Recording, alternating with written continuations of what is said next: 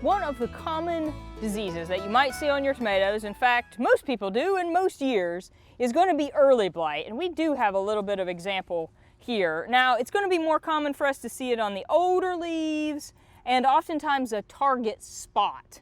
So we're seeing some brown necrotic area, then some yellow around it. Now, certainly there are other leaf diseases, so if you're uncertain, you can get a lab sample.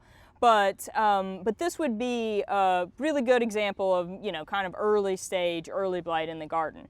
And so lots of times, if you just see a little bit, you can actually remove that leaf. Sanitation addresses that by removing some of the inoculum so you don't infect some of the rest of the plant.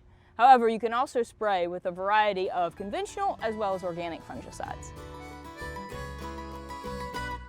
Wow, that was quick. If you want quick gardening tips, just subscribe below.